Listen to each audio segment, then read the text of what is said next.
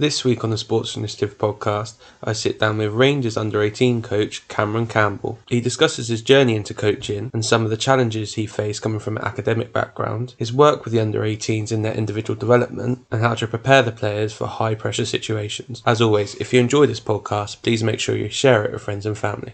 I hope you enjoy.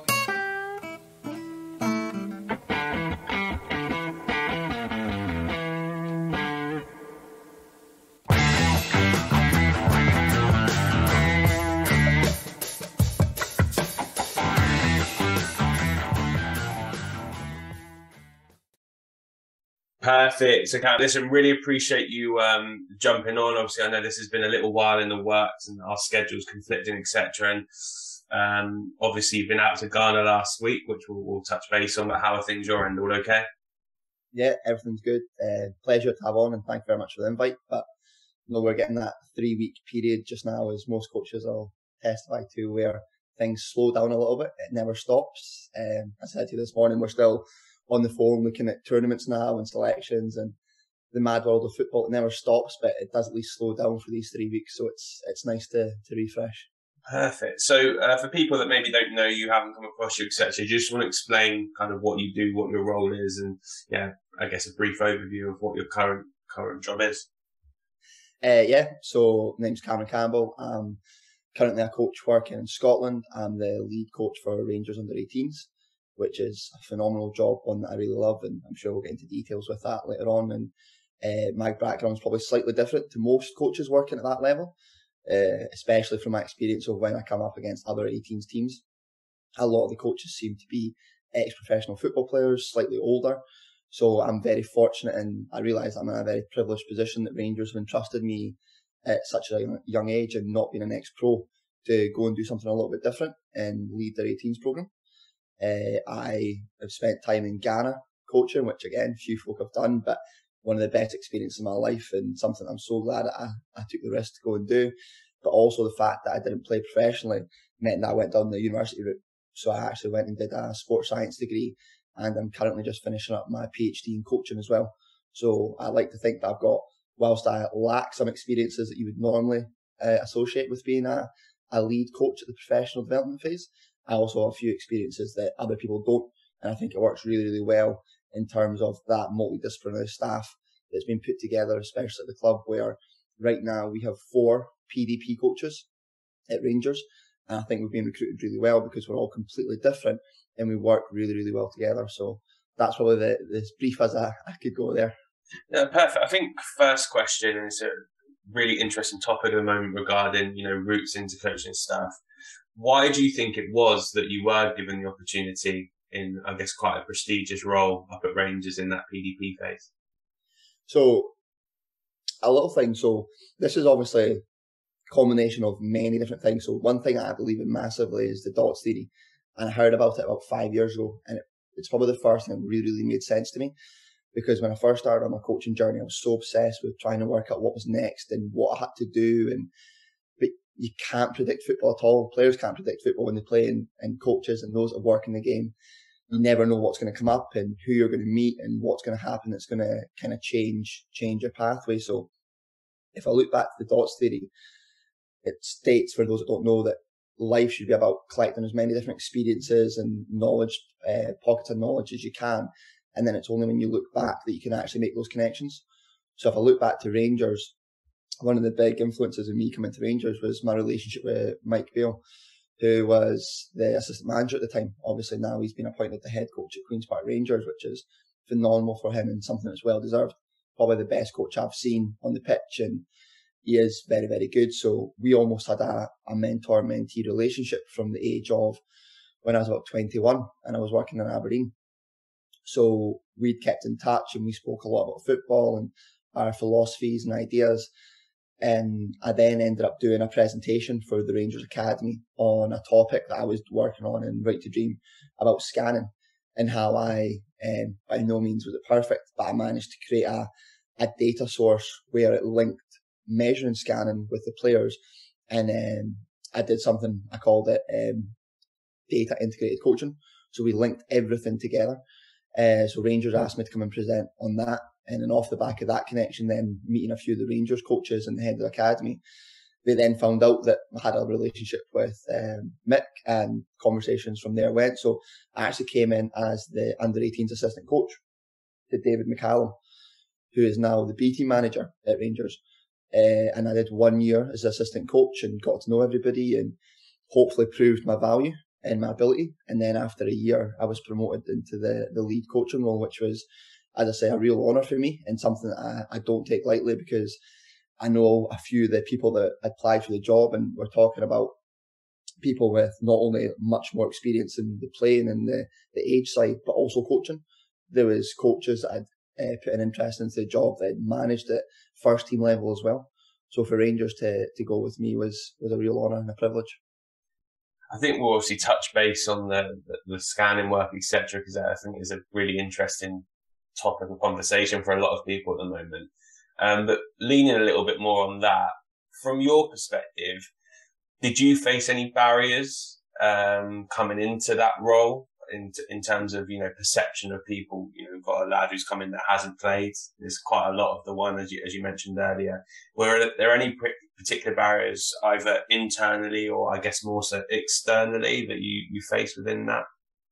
Yeah, so internally, Rangers have been brilliant. I think Rangers have been quite open and upfront about how they want to be slightly different and more European. I think if you look at the European model, it's becoming much more popular, and hopefully a trend that continues is a trend like Mick Beale getting promoted as the manager of Queen's Park Rangers, where clubs are now actually looking to youth coaches as those that could go and work in the first team level as well, which has been happening for years. And Spain and Germany are probably the most well-known sources there. And I think there was a while where there was more Borussia Dortmund under-18s coaches working in the Premier League than there was English head coaches working in the Premier League, because it seemed more exotic or more favourable to go and get a foreign under-23s or under-18s manager rather than going and looking at an English or a Scottish one for some reason. So hopefully that trend's changing. But yeah, you come across a lot of it. I look a little bit younger than I am as well. And there's been many times when you either go to teams or you go to tournaments, and I've been asked loads of times, who's in charge, like who's the boss? And I've got to explain that I'm actually leading the group, and their face and a lot of their first questions naturally after that is, well, who did you play for? And it's like, well, I didn't really play. Like, does it matter? So the stigma still exists in football, and it's not going to go away for years. And I think in Scotland, a few managers were appointed that had no previous playing experience, and the media came after them straight away for anything that they could. But I think now it's changing. I think if you look at the latest example up in Scotland, which we're closest to, in Tam Courts, Dundee United were brave enough to appoint Tam Courts as a manager who isn't that old, but has no previous playing experience. So again, I hope it's showing there's a new trend in the UK and British football that they're actually now going to start trying to appoint the best person for the job and not maybe the most well-known person for the job. And in terms of positives, because I think it's important to focus on that, what positives what positives come up in terms of experiences you've had that might be different to people that have played in the game, or things you can go in and challenge because of the way that you've grown up and the experiences you've had through university or Right to Dream and all those other bits? Yeah, I think both sides have pros and cons. So I've worked with a lot of coaches that have done both pathways, and I don't think there's a right or a wrong way, but I think it's about the individual and how much time they're willing to go and put into taking up what their weaknesses would be. So obviously not playing at the highest level myself in terms of professional in a Premier League or a Champions League. My coach that I work with at under-18s level has played in the Champions League and has phenomenal playing experience of being in a change room and everything else. So it's about working that out. So for me, I became obsessed with analysis and watching games and trying to think differently. And again, I think something that is fundamentally wrong within the British system is I don't think we're encouraged enough to challenge norms, and instead of being told something. So the latest one just now that's quite widely in coaching is the blocking. So for years, people just accepted that shots went through people's legs, and you heard commentators going, "Oh, he's so unlucky, there's nothing he can do there." But in the last 18 months, there's been a lot of research done in terms of defenders adopting almost a goalkeeping style of block where they drop the knee, and Real Madrid famously do this loads. And there's lots of examples of that now. And it's almost like, how is football, when there's been so much attention and so much quality devoted to it for the last 100 years in England and Scotland, never thought about trying something like that? And again, something that frustrates me is that a lot of new trends in the game don't originate from Scotland or England. And I think we've got so many quality coaches that can coach. It's amazing that we don't trend set anything. And I'd love for somebody, or if it comes from Rangers or somebody else, to go and actually set a new trend within coaching. And it's not being a French coach or a German coach or a Spanish coach or a Danish coach that goes and does the blocking, or goes and changes the way that defenders face, or goes and changes the cross location of passes and all this. So I think becoming obsessed within football and the analysis allows you more time when you're not playing to almost challenge things and go, right, well, is that the best way of doing it? Or has it just always been done like that? Can we go and experiment with a new way? And then the other benefit is the time not spent playing, I spent at university. So there, when I spoke about earlier on, almost making a data influenced coaching program, I would never have been able to do that if I didn't go to university and get the skill set to go and do a research project and learn how to collect data and learn the importance of pertinent data, and actually using data that influences either the players' development or the way as coaches we measure or train the players to help their development again. So all those different aspects, and again, I'll go back to those different dots, then add together that you end up in a job just now where you've got lots of different staff members you can lean upon to get their experiences. But you can then also bring your own bits where, if it's the data or the inquisitive mind or the critical thinking and all these different things, I think that helps. But again, I've also met coaches that have been professional players that have that mindset. So it's not an exclusive that if you don't play, you're like this, and if you do play, you have to be like that. I think it comes back to that individual and what their makeup is. Yeah, no, 100%. I always say this. We've got an individual at our club called Lewis Carey, who is exactly everything you say. He's played however many 100 league games, mainly for Bristol City. He was captain there for a number of years. But in terms of a practitioner, very diligent, goes around, exploring, is really open to ideas. And I think that, in my opinion, I think he's one that, in the next 10, 15 years will probably end up in a first team manager's role, because I think he's really good, as you said there. I guess one question that I do have is around that, being able to challenge norms or challenge work-ins. So how do you, I guess, constructively go around doing that? So you can use the blocking as an example, or scanning that you've done a lot of work on, because you're going to have a little bit of survivor biasship in there of maybe players that, if they're under 18s, might have done this since they're under 8s. So they think, well, no, I've had success doing this, I want to keep doing it. Equally, you may have coaches that did it as a player, and we know how superstitious players can be, etc., or ex-players can be as well. So how do you go around constructively challenging those, maybe with some of the research projects that you have to your disposal?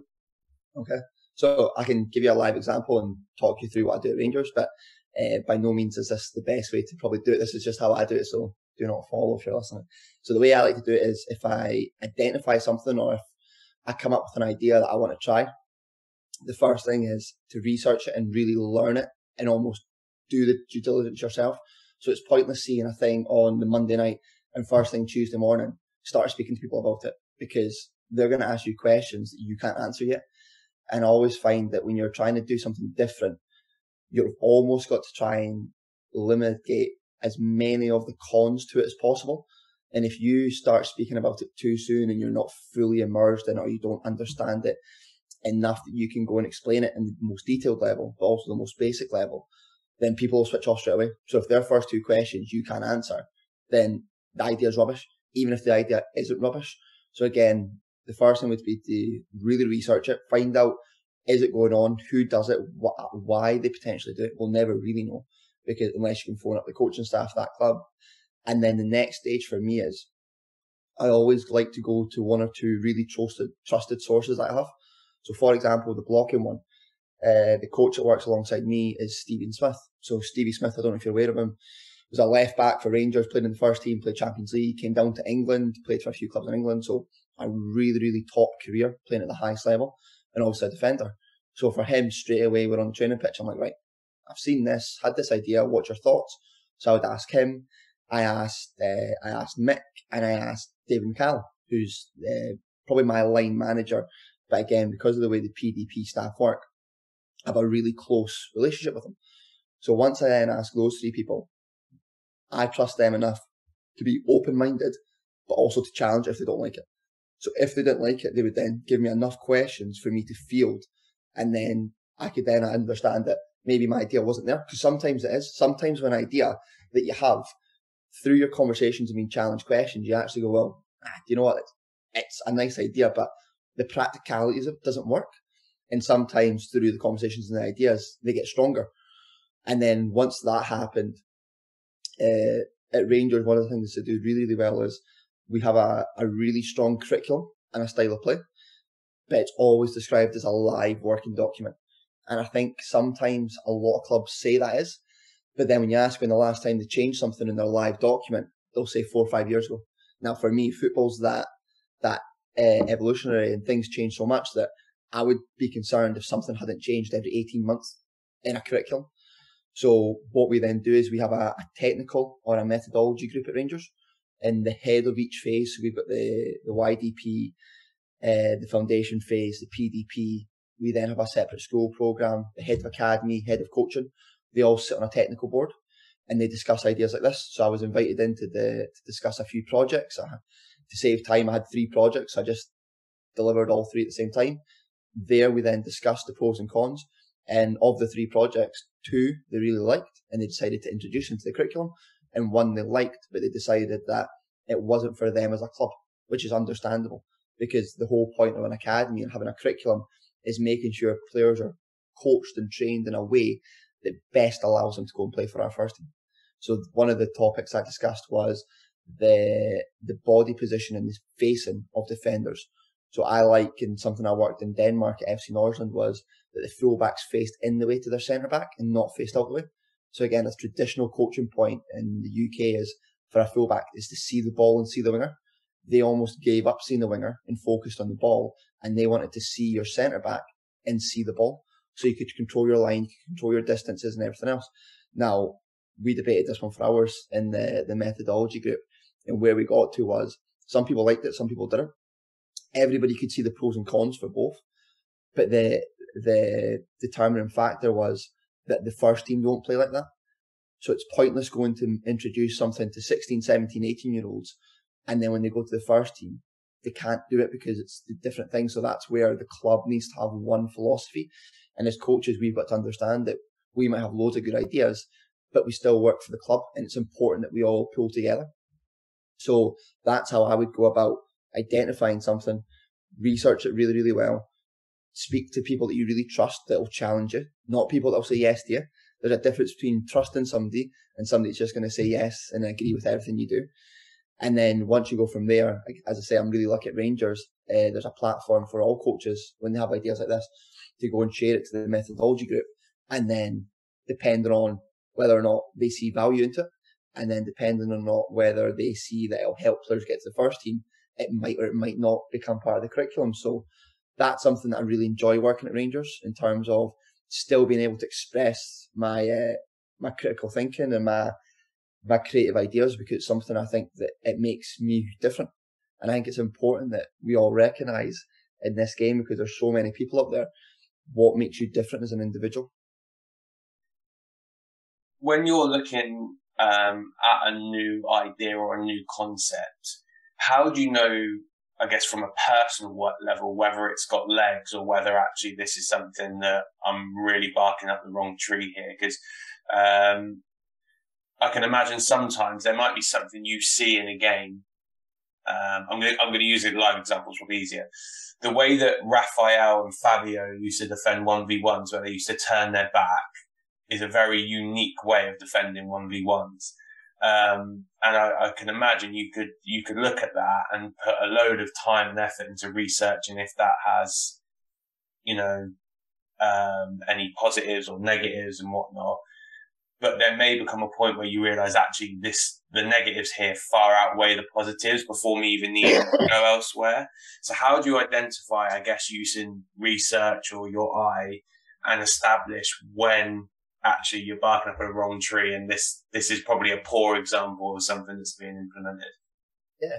So I think it's got to be objective and subjective, and I think that's where your knowledge comes in. So if we use that example, because Virgil van Dijk does it as well, in terms of that defensive turn where he always turns quickest to the goal, and that means turning his back on the ball, and it means turning the back on the ball. So it's something that, again, Northern do, and I've worked with it. So the way I would do that one was, if you identify and say it was only Virgil van Dijk does it in the Premier League, he's the only one, I would try and get as many 1v1 clips as possible. So try and find 50 1v1 clips of Virgil van Dijk, work out his success rate, and then whilst I was working out his success rate, work out, is it really because he's doing that, or is it because he's 6 foot whatever, athletic, and technically very, very good? And then I would then try and find a comparable player that does it the opposite way. So again, you would try and find the same level. So again, this is where going back to university had that thing. So you learn when you do research projects how much validity and reliability is important in studies and everything. So to go and do a comparison, well, it would never be perfect in terms of an academic setting. You would then try and profile Virgil van Dijk in the Premier League, which is hard enough as it is, but you could find 1 or 2 examples. So probably Rudiger springs to mind in terms of his frame and his athleticism, and he's a good defender. So then work out, right, does Rudiger do this the same or different when he defends 1v1s? And then if you did that 2 case studies and you worked out that his success rate was either the same or better than Rudiger's, I would then have legs with that, because then you're saying, well, if it's the same as, if it's just as successful, then why wouldn't you teach it as an alternative? Because some players may become better, some players may become worse if you give them that. But if you do it early enough, so if you go to the under 11s and 12s and start implementing that, if players then decide, right, this works for me and this works for me, they've then got 4 or 5 years to really go and develop that expertise within it.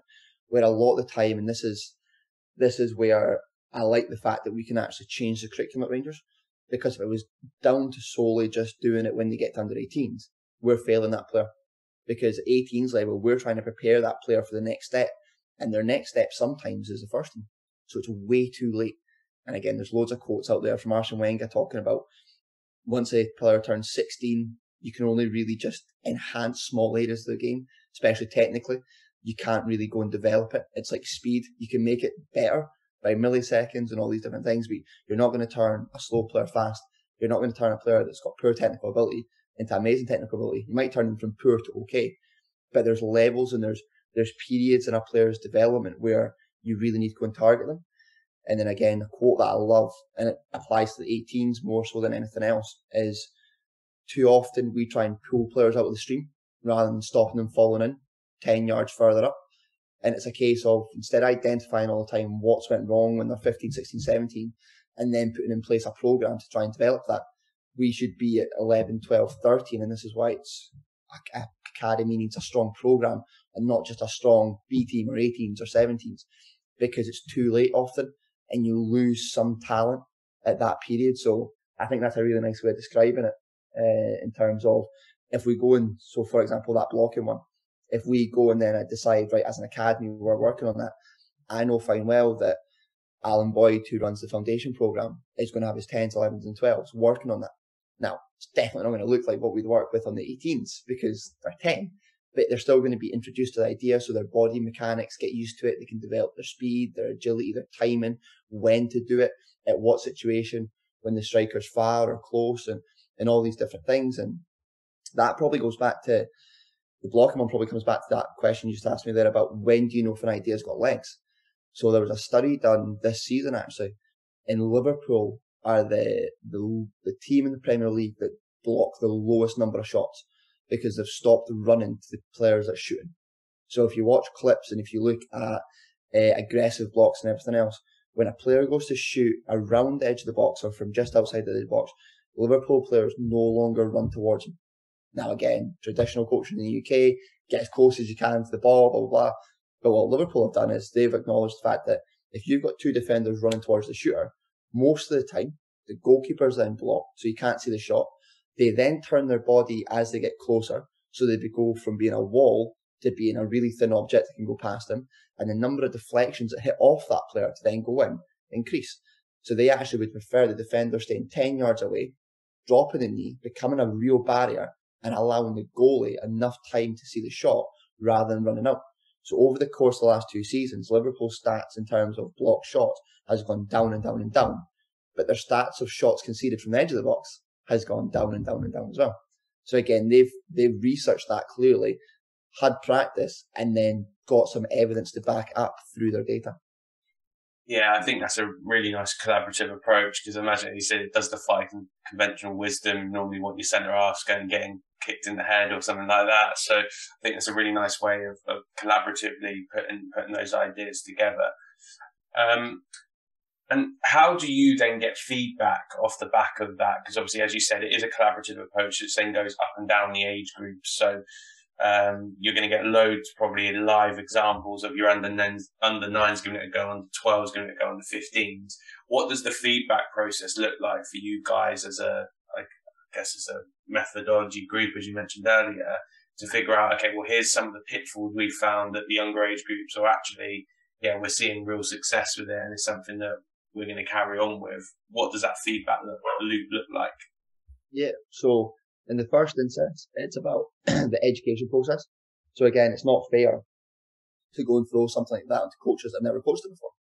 So you've got to actually make sure the coaches understand, and we can speak. And then again, because there's so much knowledge in the room when we speak to our coaches, sometimes they have questions that haven't been answered before. And sometimes as well, when you're doing a brand new idea, you've got to be honest and go, you know what, guys, I don't know. Like, we need to go and try this. So if it's going to be a brand new idea that only a few clubs are doing in the world, and it's not that research, and it's not commonly done, you've then also got to have that wee bit of honesty and vulnerability where you say, by the way, this might not work. Like, we might go and do this for the next year, and although we've done our research, we've done our planning, everything, we might decide after a year that it's actually not for us. It's not for Rangers Football Club. And it's got to have that bit of trial and error as well. And I think it's wrong, and I would be very, very sceptical if anybody ever stood up in front of me and went, I have all the answers and I know every question. So every question you're going to ask me, if you've got an answer for it and you believe it's 100% correct, I'd be very sceptical of that. But then the feedback would be obviously from the coaches to us, and then they would take it again. That methodology group sits once a month. So the methodology group, because it's the leads and all the phases, they speak to their phase coaches every night when they're on the pitch. They deliver with them, or they're viewing their sessions, and so they would come back with enough collective knowledge to then go, right, well, we've been doing it now for 2 months. This is what we see. It's working really well. We've come up against this problem, or normally it's scenarios. But we've found this scenario. What are we doing this and this? So if you look at the blocking one, does the angle the striker run then depend if you block the front post or the second post? So if you've got a right-footed winger playing on the left foot, so a Raheem Sterling type, and he cuts in, do you want the drop block, the knee block, to be blocking the front post or the back post? So that's a good question. So what do we think as a academy? So we then have a thought process. We speak to the goalkeeping coaches as well, because part of the reason we're doing this block is we want it to become a barrier to make the goal smaller. So the goal going from 8 foot to 4 foot or 5 foot if we can. So again, we then need to have that approach of, right, so if they're going to cut in from that angle, do we defend the front post or the back post? If they're shooting centrally, and you've got the choice to go front post or back post, because there's no really front post or back post if they're shooting centrally, what post do you go to? So does it then be determined by the goalkeeper? Does the goalkeeper need to then change his communication? So once you start implementing it, all these different aspects that you probably don't think about in the initial period then come up. And then it's just that evolution of, right, how do we then solve that problem? We'll go and try it, and then we'll reassess. And it goes back to, again, I'm going to show my lack of retained information here, but is it the Gibbs model of reflection that you learn at university? And it's like plan, do, review in the most basic sense. I think that's got to be the whole curriculum. And it doesn't matter if that's your build from the back and the way you build. I don't care if that's your pressing. I don't care if that's your blocking. Because football's so changeable, it should be plan, do, review at everything.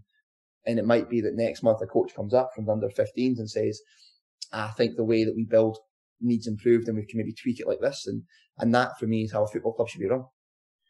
No, I think that's a really nice way, as you said, of that just collaborative approach and getting feedback from everyone, which is really good. And obviously, you mentioned a little bit, I guess, around the identity of Rangers, etc. So if I were to come and watch Rangers set of fixtures over a weekend from, the younger ages and the foundation phase all the way through to PDP, what would, I guess, the ideal be? What would I expect when I came up to see from your teams, and what do you guys kind of hang your hat on, if you like?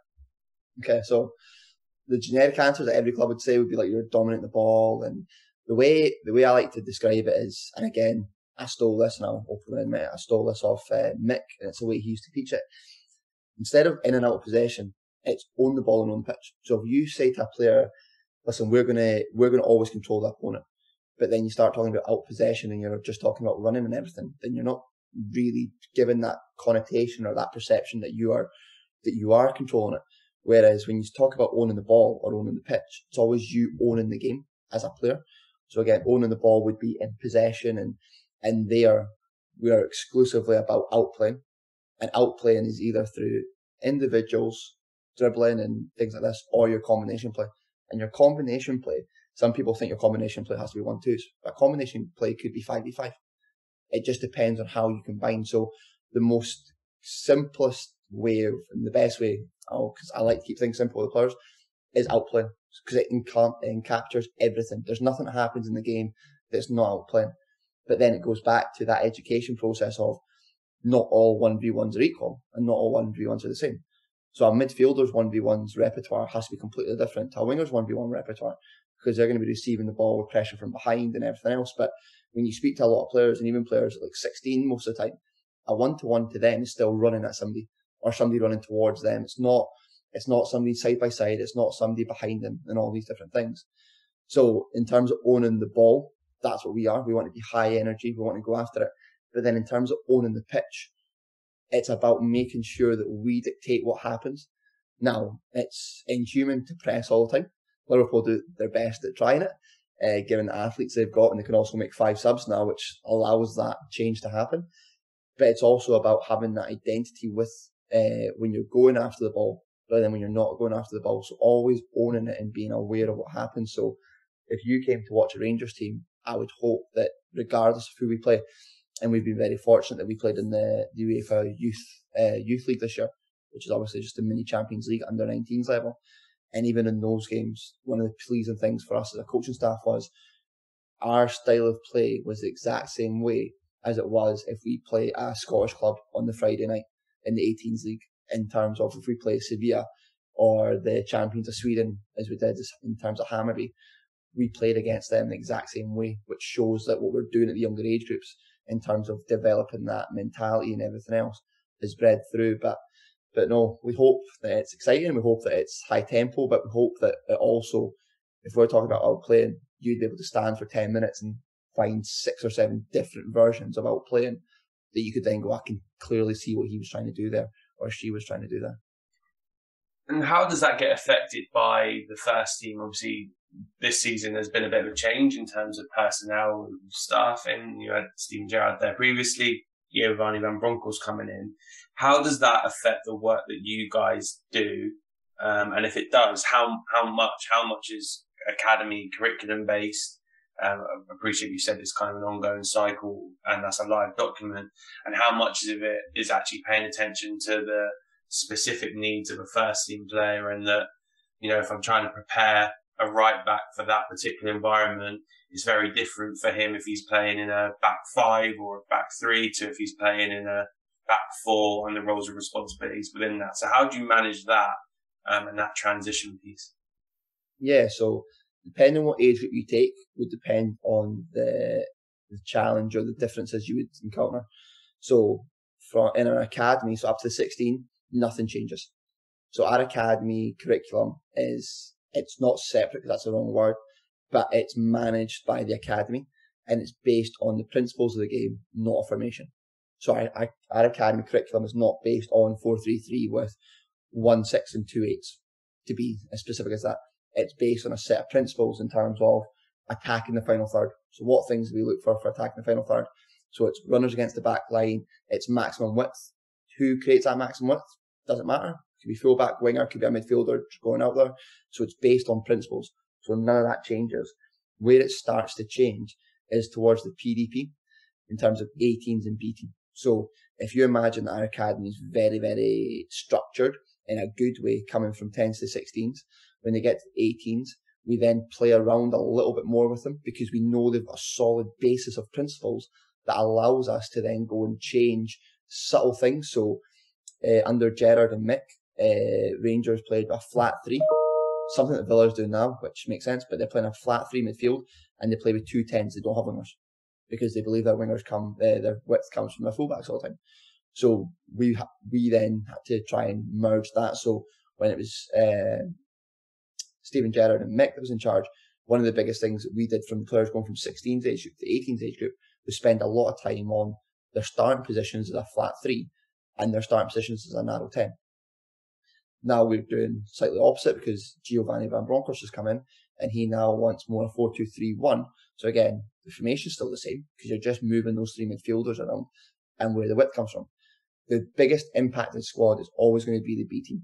And I think it has to be because our B team tries to replicate the first team in everything they do to make sure that when that player goes around to train with the first team for the first time, the only thing they're concentrating on is themselves. They're not trying to learn a new position or a new skill or a new drill. They're just trying to showcase the best version of them to try and get them in the first team. So if we work the way down, the first team will always decide what they do. The B team will replicate identically what they do because we're trying to produce players for Rangers. That's our first goal. The 18s will then be that hybrid where we'll look at what the B team's doing and we'll look at what the 16s are doing and we'll also look at who's in our squad to make sure we get the best out of the players that are in our squad. And then from the 16s down to the 10s, they are then very structured in terms of what they do as well. So it works well that because we've got a director of football at the club, I think that's a model that now is widely accepted within the UK. We know that there's a profile of Rangers manager. So Ross Wilson previously worked at Southampton and things like that. He's now our technical director at Rangers. So we know that when Gerrard left, the type of manager that was going to come in, and we know that when Gio leaves, because football, people always leave, one way or the other, somebody will come in and play a similar style. There will of course be differences, but they're not going to go and approach a 4-4-2 percentage football manager. That's not what's going to happen. So it allows us to keep that curriculum relative to Rangers, but still individual to the academy. And how do you challenge individuals and their development? So I'll try and give you a really live example of this. If you had a number 10, traditional number 10, maybe like a Coutinho, for example, who previously might have played traditionally just as a number 10 and sat in that pocket and liked to get on the ball and maybe out of possession his role was go sit on the floor, that's all you need to do. So then being asked to play in a midfield 3 potentially under Steven Gerrard, where the roles and responsibilities are very different. Probably, I'd imagine, the physical characteristics are going to be more challenging because there's going to be a level of rotation in terms of trying to create and utilise space, as well as, I guess, more responsibility against the ball as well in terms of pressing wider areas or compact or learning when to step out, etc. How do you manage individuals that may be, to a degree, are square pegs in round holes? And is there any way that you try and combat that at the younger age group so you don't end up with a scenario where maybe individuals are being asked to do roles that don't necessarily fit their characteristics or their character? Yeah, I think there's 2 sides to that. So if I go back to the 10s to probably the 18s, we wouldn't ever put a square peg in a round hole because we don't have to replicate the first team. So again, when Stephen and Mick were here and we played with the narrow 10s, the academy were still playing with wingers if they had wingers, or if they had that player, so they could do both because they weren't directly dictated to by the first team.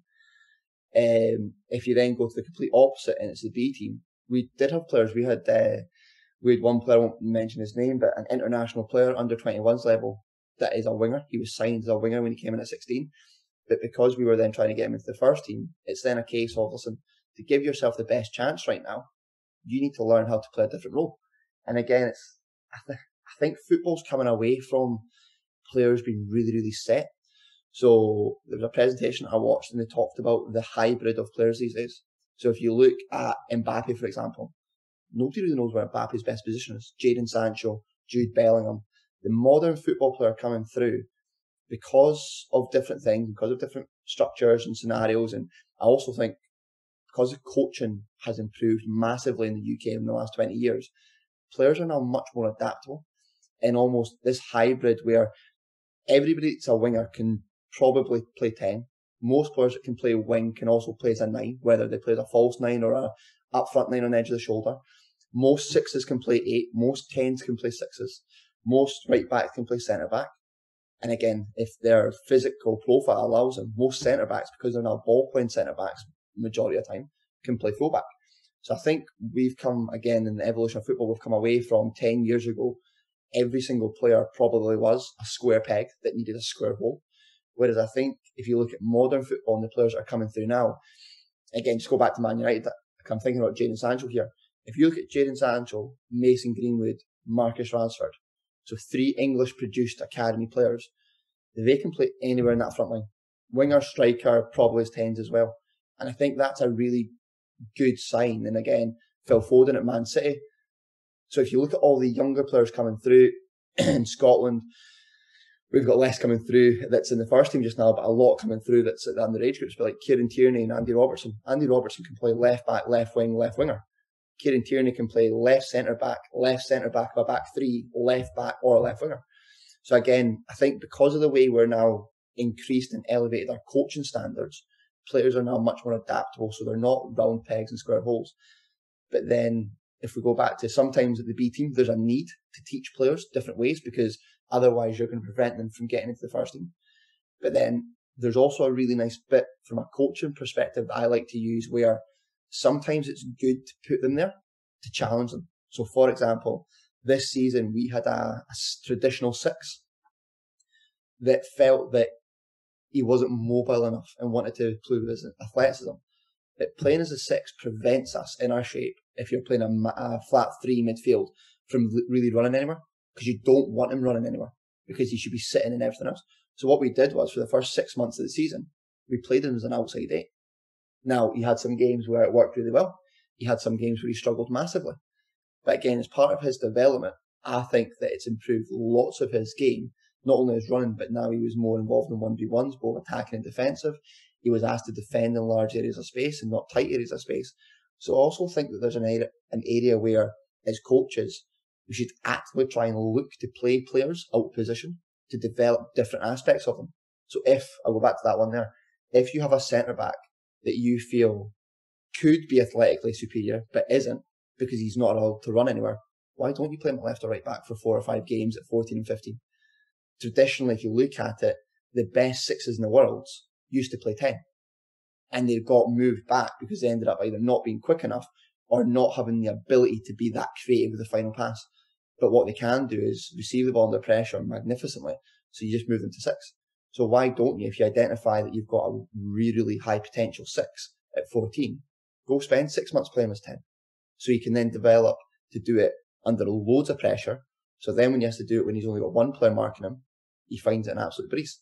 So again, I think sometimes as coaches, we should look to where players will be most challenged on the pitch and go and identify that. And I think that's fine to do as long as it's a plan. I think where too many coaches do it is they go, oh, we'll do it this week because it suits us. Or like our right 8's missing, we'll play our 6 there for 1 week and then move him back, keep this team strong. Whereas I think if it's planned and the players on board and you identify, because again, football's evolved. The players that we coach now have evolved massively. We're now working with Generation Z. In school, they're taught to ask questions. They need a why. Players now, if they don't have a buy-in, simply refuse to do it, or they'll do it half-heartedly. That's just who we're coaching. So again, if you're sitting down with the player and you're explaining to him, listen, I believe, that your best position is 6, and I believe that you'll have a future in the game as a 6. But what I also believe is, if we work with you as an 8, you'll improve X, Y, and Z for the next 6 months. Let's go and do it. And again, as long as you do that well, and it goes back to that research project, as long as you can convince people to come with you and you give them a rationale why it's best for them, then most of the time they'll get on board. And again, will it work? Will it not work? Who knows? Humans are very complex, but it goes back to that trying it. And how do you manage the, necessity for success and the necessity for development. So I know when we originally spoke about doing this, you had a week in which I think you had a cup final, and then you had a game against Celtic. Yeah. Obviously, we'll come on to that in a minute in terms of managing the group around those times. But obviously, you want to have a level of success so your boys get opportunity to play in that European competition and get exposure to that type of talent and that type of different way of playing. But also, you are still in a development phase to an nth where you're trying to support them to make the next step of their journey. So how do you as a staff manage those two things? Because if you play 4 or 5 players out of position, you could be in a position where you're weakened, but obviously you still want to be able to give them that exposure so that longer term that they feel the benefits of it. Yeah. So the easy answer there is below 16s, results genuinely don't matter for us. And I know that's one. I don't mean that we don't want to win, because if you ask any player, whether they're 6 or 16, do you want to win a football match? They 100% want to win the football match. And again, no player in the Rangers system doesn't have an edge of competitiveness. And it's something that we use a lot in terms of there's a quote from Liverpool where it's never miss an opportunity to fire a player's competitive edge. So we do it in training, we do it in games. So without us directly inferring it as coaches, staffs, the players will put their own pressure on them to go and win games. Whereas all we're focusing on from 16 down is the development. The difference, as you point out there, at 18's level in the Campbell work with myself and the rest of the PDP coaches is we work for the most successful football club in the world. And if the first team draw a game, it's a catastrophe. Not lose. If they draw a game, it's a catastrophe.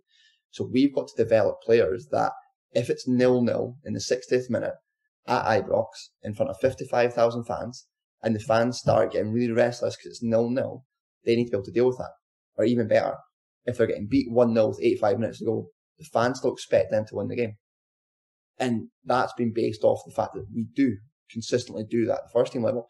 So in terms of development, it comes back to, again, the coach knowing what they're doing. So again, is it a good idea to have 4 or 5 players at the same time playing a position? Probably not.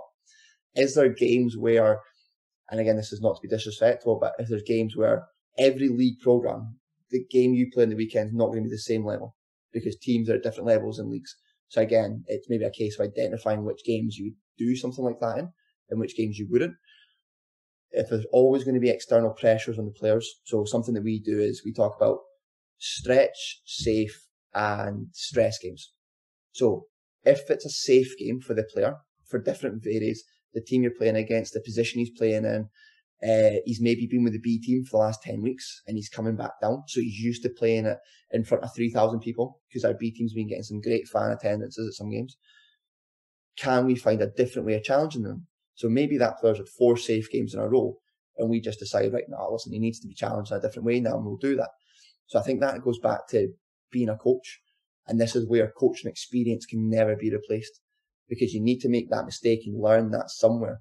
So this is where you can have all the knowledge in the world from a textbook, going to university or doing research projects.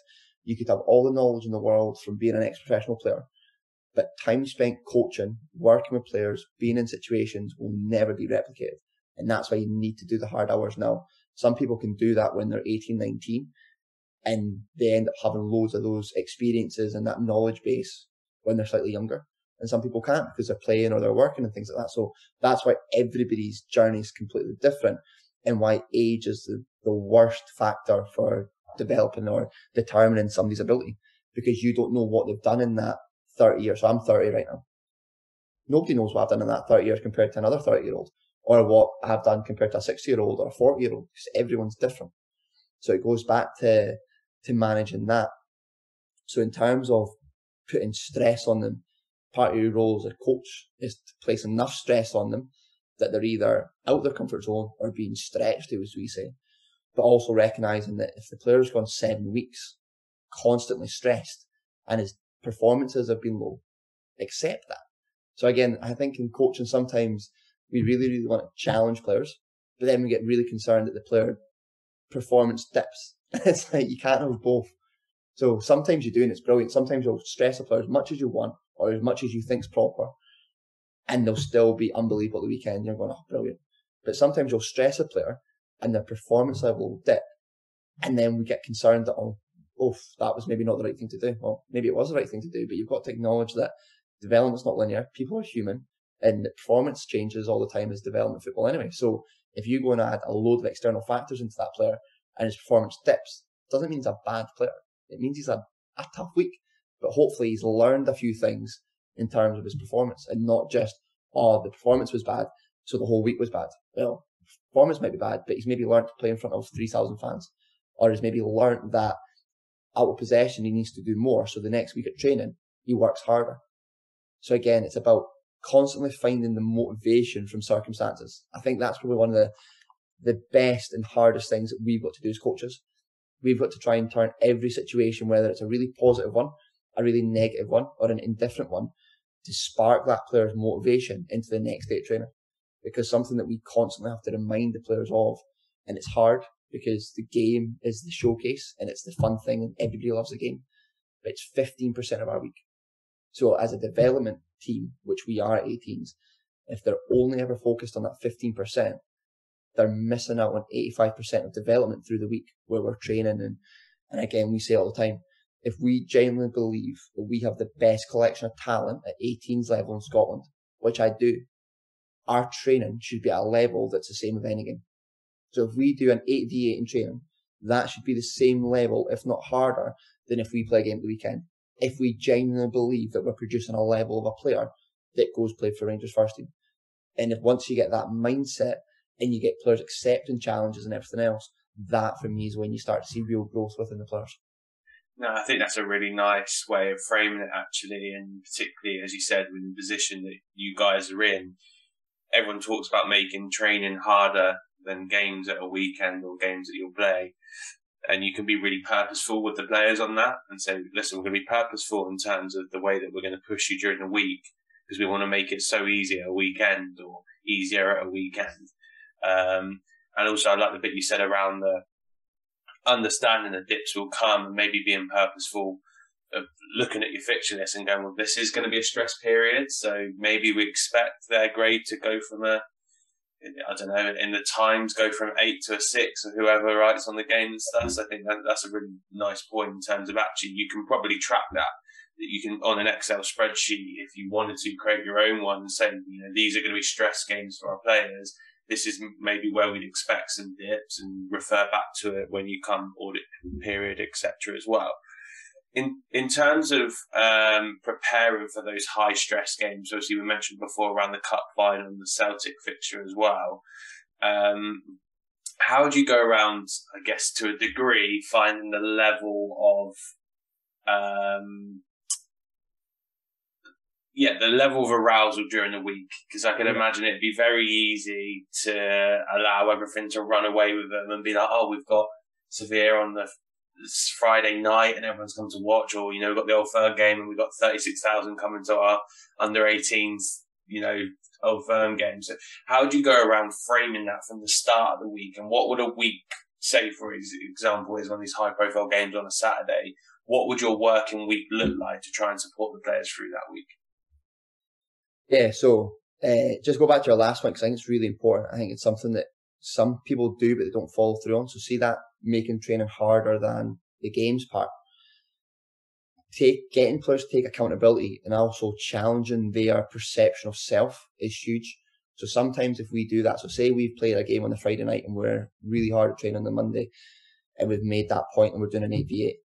Sometimes, especially at the age and the level we're working at now, it's about calling players out in front of each other, but also having that conversations. So depending on, and again, we'll all know this as coaches, the players like public feedback and like individual feedback, asking them directly, if you've got a left back and a winger, right, is he challenging you more than the player on Friday challenged you? Or is it an easier time?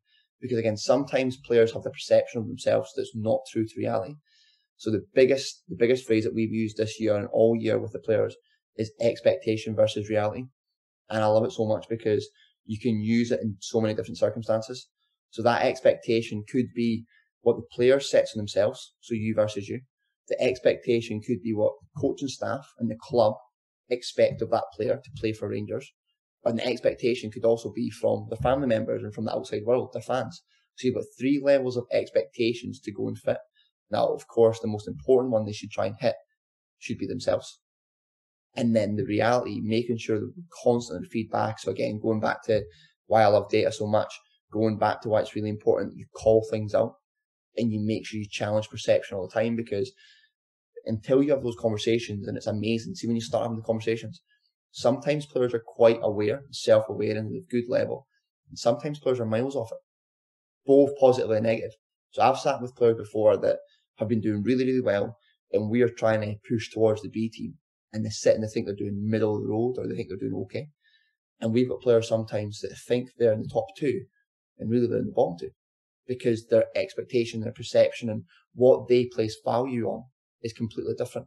So I think, again, you'll have loads of coaches across the country that'll say things like, oh, training should be harder in the games and everything else, but it's okay saying that, but implementing and making sure that it's lived and it's real is very different. And I think that's where the real coaching comes in. It's the same as anyone can go and watch a drill and put the drill on at the training session. The drill doesn't make the coaching session. It's the information, it's the way, it's the energy that's put into it, it's who you make sparring partners. So who do you, if you're doing a 1v1 drill, who do you pair up to go against each other? That's what makes the drill, not the actual how far away the cone is and what the rotation is. So again, I think that's the differences when we talk about coaching in terms of doing something, but actually doing it effectively and carrying it through. So again, if we take that onto your question there, so how do we prepare players for a stressful week? So as you say, when we first started speaking, we had the cup final on Wednesday at the National Stadium, live on TV. And then we had Celtic on Saturday, which for anybody who knows, Celtic and Rangers Old Firm games are probably the best game to play in as a Celtic or Rangers player. It's just fact. Doesn't matter if you're 9 or if you're in the first team. Celtic Rangers games, it's one of the reasons you play for Rangers and Celtic. It's the best game. So we did a lot of things around the cup final. So we had 5 days to prepare for the cup final. So again, we looked at it as a coaching staff, and we first went, right, what do we need to do to prepare the players on the pitch? So we looked at owning the ball, owning the pitch. So we did a day on each. And again, that really helps focus us on us. So again, we played Hearts in the cup final. So at no point did we mention Hearts. It was always us owning the ball or us owning the pitch. Everything else was just noise. So again, that focus for the players to not overhype it, or to not say, because Hearts are a very good team, by the way, but we weren't going on the coaching pitch and going, oh, Hearts are really good because they do this. It was, we're really, really good, and we're not going to concede because we do this. So again, making sure the perspective of the players was right. So same message, but the way you converse that and convey that to players is really, really important, by the language that they use and the moments that they use. And again, going into really detail, choosing the video clips that you use as well to really either stress them and make them think different things. Now, I was at a conference once, and it was the old England rugby manager that won the World Cup. I forget his name, was it? You might be able to help me. Clive Woodward. Right. So Clive Woodward did a thing, and he said that in the run up to the final, he played every clip of the opposition in 1.5 speed. So not so much that you could identify that he's playing it quickly, but it was quick enough to make the players believe that they were a lot quicker than they were. So little things like that. So if you're going to show clips, now they might have done something really, really well once or twice, and they might have messed up 8 other times. Just show the time they did it really, really well. So the players have to believe that they've got to be at the top of their game to go and get something. So again, using all these different, not tricks, but different psychology ways to try and get into the player's mind to try and best prepare them. So the first thing we did was we only spoke about us. We never referenced the opposition. The next thing we did was we contacted every parent of the player, and we got them to send in a little good luck message video. And we then put together a highlights package. So something that we do at the club is we use this you versus you mantra all the time. So whether it's an IPT, so they're individual player targets, whether it's a measure or a grade or a challenge, it's always you versus you. So what we did was we created a highlights package that best demonstrates the best version of them. And we overlaid a good luck message from their mums and dads and their grannies and granddads and their brothers and sisters or their girlfriends at 18. And we played a video. So what we did on the day of the game was, before we had pre-match, we gave them this video. We allowed them to all watch it on their phones individually, so it was personal to them. It wasn't displayed anywhere else. And they had time to digest that. They then had their food, so they could then go and really think about the video, so it wasn't too close to the game. And then when it came to the game, it was just not a normal game, because it's definitely not a normal game. Yeah, again, players aren't stupid, especially when they get to 16, 17, 18. When you start saying cliche things that mean nothing, you lose them. So it's pointless standing up and saying, oh, it's just another game, guys, because it's not another game. It's live on television. It's at the National Stadium. All their friends and family are coming to watch. They've had to go through the process of getting tickets and people asking them things and doing media coverage, which we try and limit at 18s as much as possible, because we want it to be all about the football and not the media. But for a cup final, they need to do media, they need to do match programmes, they need to do television interviews. So all those different things. Again, it came back to the message was really, really simple. Expectation versus reality. What is the expectation placed on yourself and your teammates? So is that to go and make that 10-yard run to make it a 2v1 instead of a 1v1? Is your expectation to never lose a runner or to never track your runner? Because it's impossible never to lose one, because he might be quicker than you, but you can still track him all the way. Is it, as a winger, to always break the last line, not frustrated when you don't win the ball or get the ball past you? So if that's going to be the expectation, what is the reality going to be? So when you come back in here at halftime and full time, is your reality going to match your expectation of what you had before the game, and not to let the game pass you by?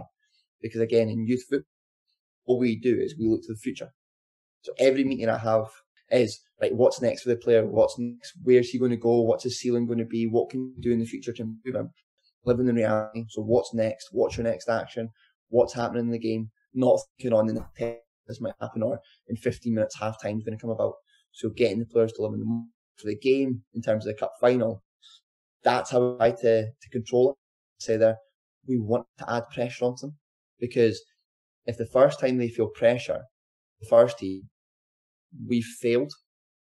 So they need to learn how it is to play with pressure. So that feeling of nerves or anxiousness in their stomach, can they play with that? Because they're going to have to learn to play with that at a point.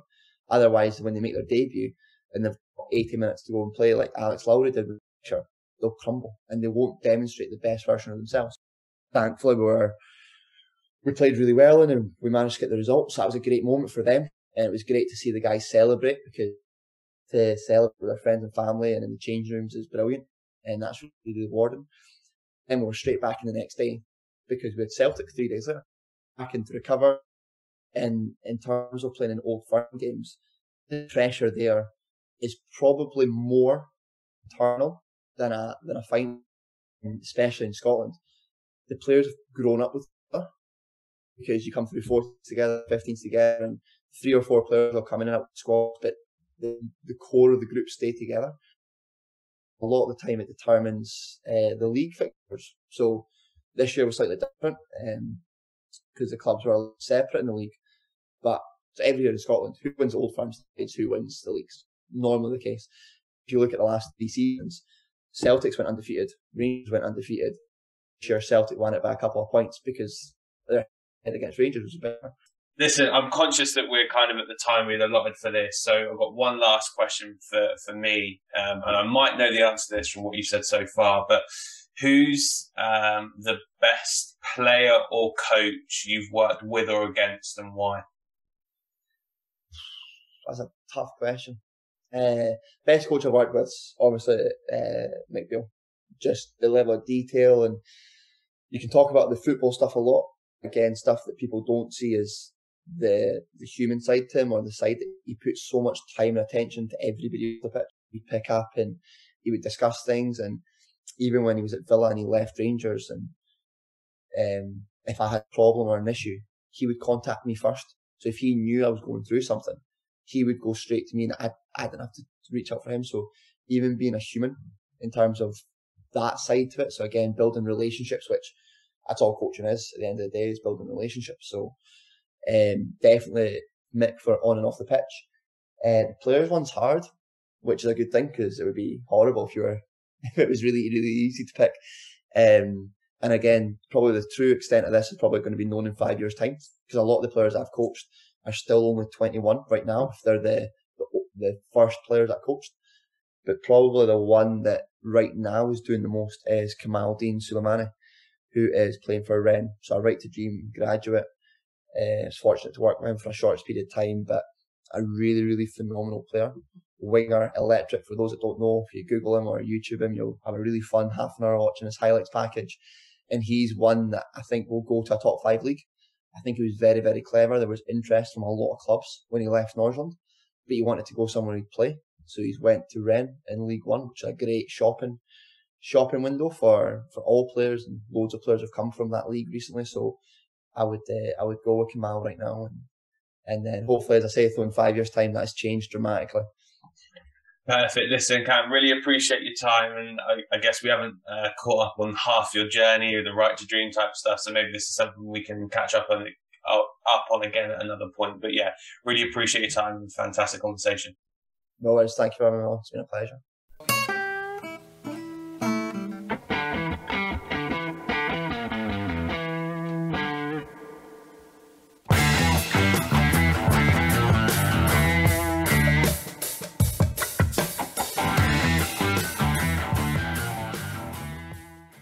Thanks for listening to the Sports Initiative podcast with me, Michael Wright. Please remember to follow us on Twitter, Facebook and Instagram at the Sports Initiative Podcast, and share this podcast with friends and family. I'll see you next week.